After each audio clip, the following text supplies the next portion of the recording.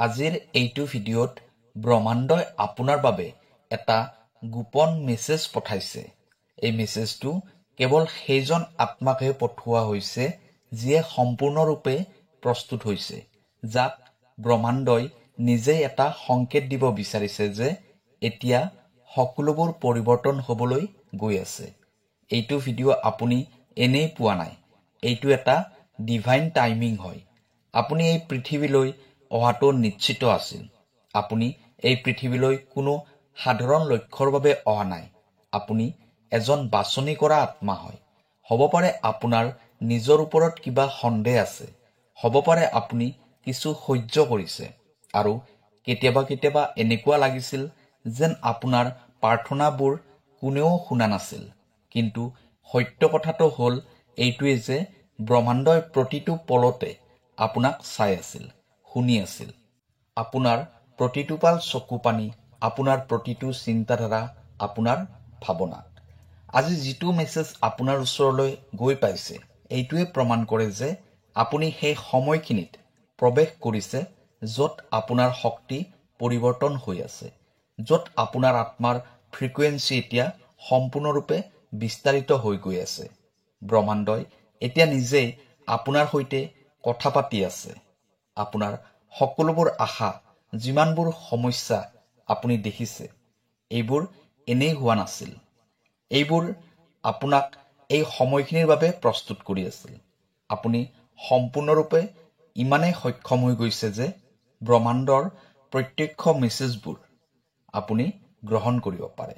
বহুত মানুহে এই ভিডিঅ'টো নাচাবই, কাৰণ এই ভিডিঅ'টো সেইসকল ব্যক্তিৰ ওচৰলৈ যাব যাৰ হৃদয় সদায় খোলা থাকে, যাৰ আত্মা এতিয়াও সঁচা মাৰ্গত আছে, যিয়ে এতিয়াও আশা কৰি আছে, যিয়ে আনৰ সদায় ভাল হোৱাটো বিচাৰে, যিয়ে আজিও নিজৰ ভিতৰৰ সত্যৰ সৈতে সংযোগ হৈ আছে। প্ৰিয় দৰ্শক, যদি আপোনাৰ ব্যক্তিগতভাৱে কিবা সমস্যা হৈ আছে, আপোনাৰ চাকৰি, ব্যৱসায়, টকা পইচা, তেনেহ'লে ভিডিঅ'ৰ স্ক্ৰীণত দিয়া নাম্বাৰত আমাক ফোন কৰিব। আমি আপোনাৰ সমস্যাসমূহ সমাধান কৰিবলৈ চেষ্টা কৰিম। ভিডিঅ'টো শ্বেয়াৰ কৰি দিব আৰু কমেণ্টত লিখিব থেংক ইউ ইউনিভাৰ্ছ, জয় বজৰং বুলি। এতিয়া আহক ভিডিঅ'ৰ পৰৱৰ্তী অংশলৈ যাওঁ। আপুনি সেইজন আত্মা হয়, সেইবাবে আজি ব্ৰহ্মাণ্ডই আপোনাক কৈ আছে যে এতিয়া আপুনি সাজু হৈছে। ৰৈ থকাৰ প্ৰয়োজন নাই। আপোনাৰ জীৱনত যিবোৰ ৰৈ আছিল, সেইবোৰে এতিয়া নিজৰ গতি ল'ব। যিবোৰ কেতিয়াও আপুনি ভবা নাছিল, সেইবোৰ আপুনি প্ৰাপ্তি কৰিব। যাৰ বাবে আপুনি বছৰ বছৰ ধৰি আপোনাৰ শক্তি ব্যয় কৰিছে, এতিয়া সেইটো বাস্তৱ হ'বলৈ গৈ আছে। কিন্তু এটা চৰ্ত আছে, আপুনি নিজকে সন্দেহৰ মাজৰ পৰা উলিয়াই বিশ্বাসৰ মাজলৈ আনিব লাগিব। আপুনি ইউনিভাৰ্ছৰ ওপৰত ভৰসা কৰিব লাগিব। যিদৰে এটা কেঁচুৱাই মাকৰ কোলাত শান্তিৰে শুই থাকে, ঠিক সেইদৰে আপুনি এইটো জানিব লাগিব যে যিয়েই হৈ নাযাওক কিয়, আপুনি সুৰক্ষিত হয়। আপুনি এইটো বিশ্বাস কৰিব লাগিব যে ব্ৰহ্মাণ্ডৰ টাইমিং একেবাৰে পাৰফেক্ট হয়। এতিয়া কথা পাতিম সংকেতৰ বিষয়ে। আপুনি চাগে অনুভৱ কৰিছে ৰাতি হঠাতে সাৰ পাই যোৱা, কিবা পুৰণি সপোন আকৌ এবাৰ দেখা, কিবা এটা এনেকুৱা শুনা পাব যিয়ে প্ৰত্যক্ষভাৱে হৃদয়ক স্পৰ্শ কৰিছে। কোনোবা এটা নাম বাৰে বাৰে দেখা পোৱা অথবা হঠাতে এটা গভীৰ শান্তি অনুভৱ হোৱা। এই সকলোবোৰ কোনো কাকতলীয় সংযোগ নহয়, এইবোৰ চিক্ৰেট মেছেজ হয়।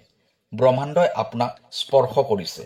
যেতিয়া আপুনি এই সংকেতবোৰক অৱহেলা নকৰে, তেতিয়া আপুনি সেই শক্তিৰ সৈতে সংযোগ হৈ পৰে, যিয়ে পৃথিৱী পৰিৱৰ্তন কৰি দিব পাৰে।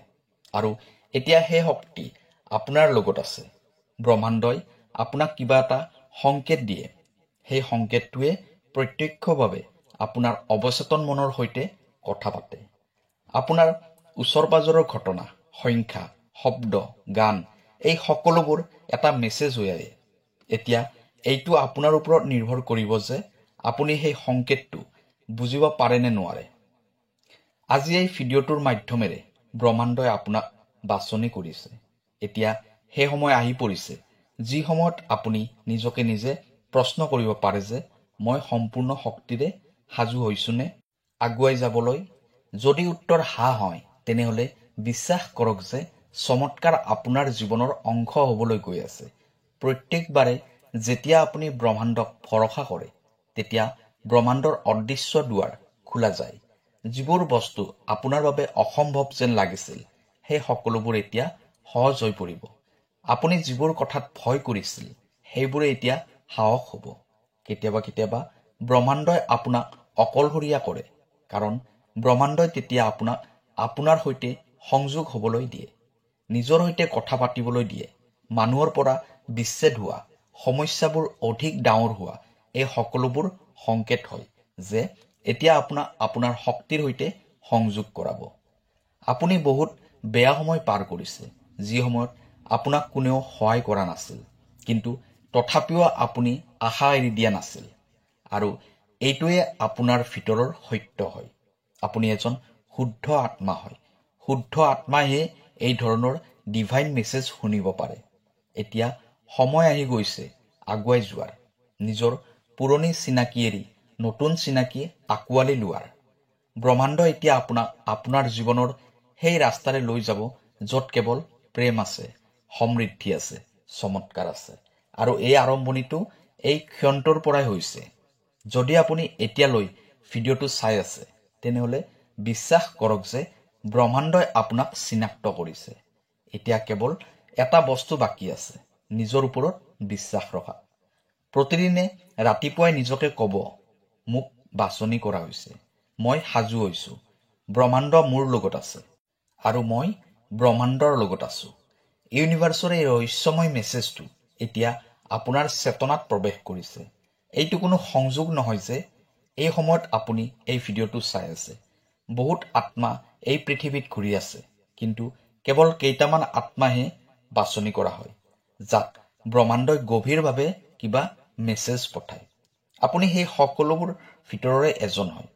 আপোনাৰ আত্মাক বহুত দীঘলীয়া সময়ৰ পৰাই প্ৰস্তুত কৰা হৈছিল এইটো মেছেজৰ বাবে। হ'ব পাৰে আপুনি বহুতবাৰ ভাবিছে চাগে আপোনাৰ প্ৰাৰ্থনাবোৰ কোনেও শুনা নাই, কিন্তু এনেকুৱা কেতিয়াও নহয়। ব্ৰহ্মাণ্ডই সকলোবোৰ ভাৱনা, প্ৰতিটো শব্দ আৰু প্ৰতিটো কথাই শুনে যিবোৰ আপোনাৰ মনৰ ভিতৰতে সোমাই থাকে। এই ভিডিঅ'টো সেইবোৰৰে সংকেত হয়। আপোনাক নিমন্ত্ৰণ কৰা হৈছে। আপোনাৰ সময় আহি গৈছে আৰু আপুনি ইয়াৰ বাবে সাজু হৈ থাকিব লাগিব। আগন্তুক কিছুদিনত আপুনি নিজেই অনুভৱ কৰিব পাৰিব যে কিদৰে আপোনাৰ জীৱনত কিছুমান অদ্ভুত ঘটনা ঘটিব ধৰিব। এইটো কেৱল এটা আৰম্ভণি হয়।